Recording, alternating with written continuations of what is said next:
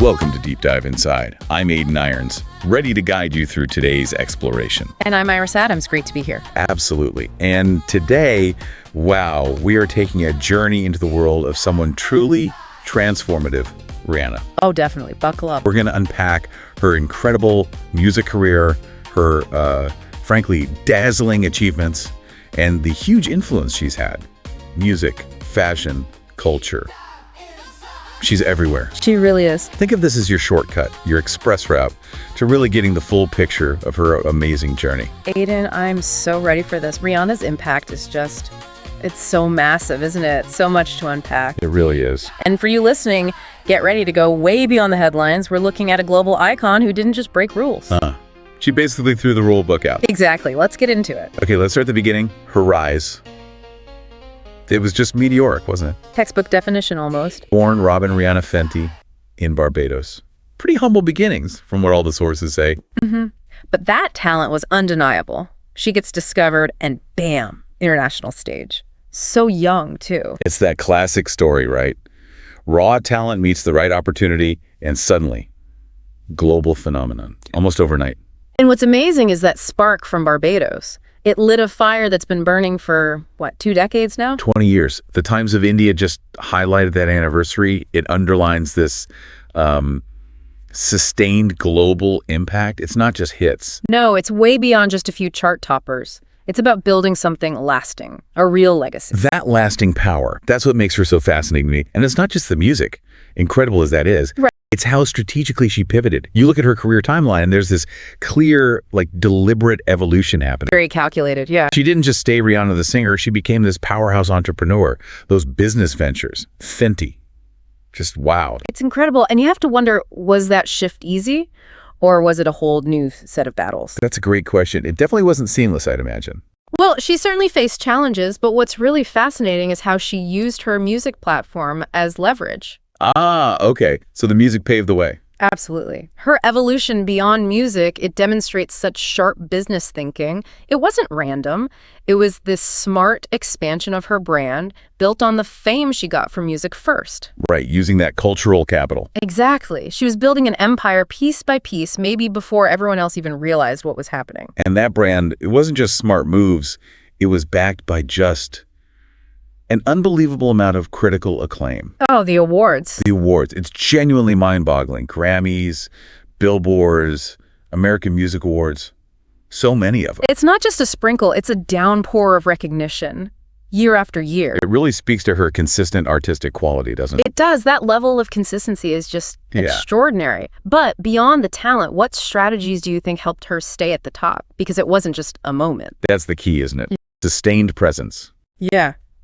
Her record-breaking trajectory is undeniable. Look at the numbers. I mean, Chartmaster's data shows she's one of the all-time best-selling artists. Over 250 million records sold globally. $250 million, that's staggering. And think about Anti. That album spent, over 300 weeks on the Billboard 200, still streaming like crazy years later. Wow. So it wasn't just about releasing hits. It was about redefining what a hit even is in this streaming era. Precisely. She fundamentally changed the game. How so? Give me an example of redefining a hit. Okay, think about Work. That song was huge, right? Global smash. Massive. Couldn't escape it. But it wasn't typical pop. It had dancehall vibes, R&B, pop, all blended together. And those patois lyrics, very unconventional for mainstream radio then. Yeah, that was definitely different. And it proved that mainstream success didn't need that old, predictable formula anymore. It pushed boundaries, showed she understood where music was heading, and she was willing to lead. Leading, not following. Got it. And that musical fame, as you said, it wasn't just for the charts. It laid the groundwork for Fenty. The absolute foundation. It wasn't just slapping her name on a product line. She built it from scratch. Driven by this really distinct entrepreneurial vision. There are articles like 6 Tips on Success from Rihanna that really highlight how hands-on she is. The attention to detail, the willingness to take big swings. Yeah, that risk-taking element seems crucial. And it's how she diversified that's so brilliant. Take Fenty Beauty. She didn't just see an opportunity, she saw a massive gap. Inclusivity angle. Exactly. Launching with 40 foundation shades back then, unheard of. The industry standard was way, way lower. That sent shockwaves, didn't it? Totally. It wasn't just good business, it was a cultural statement. It forced the entire beauty industry to rethink diversity. That's disruptive innovation 101. She rewrote the rules. Other brands are still playing catch up years later. Still are. Which brings up another key point. It's not just the sales figures of the awards, it's the message, her impact. Yes. That commitment to inclusivity, it's not just talk. You see it in her Clara Lionel Foundation, too. Right, raising millions for education, health, emergency response. And through Fenty, championing different body types, all skin tones, it shifted beauty standards, empowered so many people who felt ignored. It's this potent mix, isn't it? Artistry, business smarts, and real activism. Absolutely. And even though the business side gets so much tension now, we have to circle back to the music. That's the core. The bedrock. Our sources lay out her discography so clearly. All the albums, singles, sales, charts, certifications. It's an incredible body of work. You can see the growth. Definitely. And looking at that catalog, you just see this relentless presence on the charts. Yeah. Everywhere. Nonstop. Like official charts in the UK shows her singles and albums just living on the charts for weeks and weeks. And Rock on the Net gives you that week-by-week timeline of her singles, all the milestones. She wasn't just visiting the charts, she was setting up camp.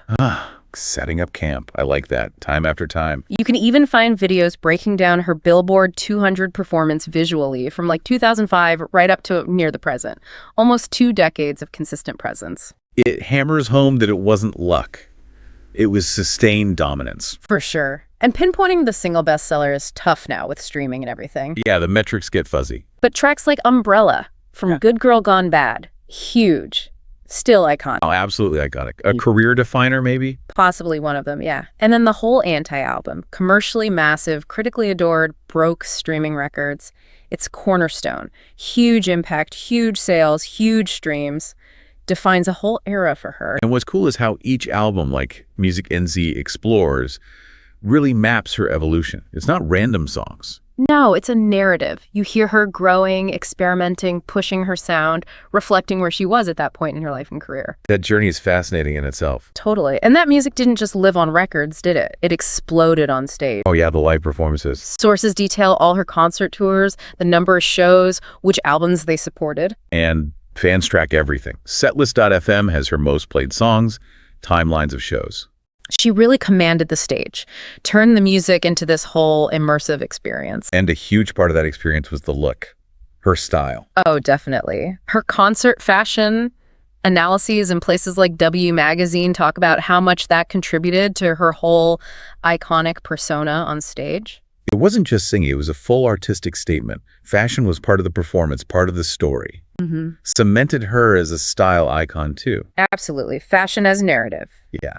And beneath the spectacle, the style, there's that artistic core. The Mystic Keys site calls her a hip-hop storyteller. Interesting. How so? Emphasizing how she uses her lyrics, her style to tell personal stories, reflect on bigger issues sometimes. That adds this whole layer of depth. She's not just performing, she's communicating something real, giving voice to complex feelings, sometimes viewpoints you don't always hear. That makes sense. So wrapping this all up, what's the big picture here? Her legacy. It's so multifaceted, isn't it? She's not just a musician or a businesswoman or a fashion icon. She's all of them simultaneously. Exactly. And it feels like she consciously uses that huge platform to shift culture. Whether it's making luxury beauty feel more accessible or challenging norms about women in business, she's kind of rewritten the playbook for what a 21st century global icon can be. A true game changer. Which leads us to something for you, our listener, to really chew on. How does one person navigate, and frankly, dominate so many different fields? Music, fashion, beauty, philanthropy, all at the highest level, and keep that connection with her audience. That's the $1 million question, isn't it? Or maybe $1 billion in her case. Perhaps. But seriously, what does Rihanna's journey tell us about what celebrity and influence even mean today? Especially, think about this. What does it reveal about the incredible power of a personal brand when it's built on truly authentic artistry, sharp business sense, and a real commitment to inclusivity? Wow. That is a fantastic question to mull over. Authenticity, business, inclusivity. The Rihanna trifecta. Something like that. Well, that brings us to the end of Another, I think, really fascinating deep dive. I'm Aiden Irons, and it's been brilliant exploring the Rihanna universe with you.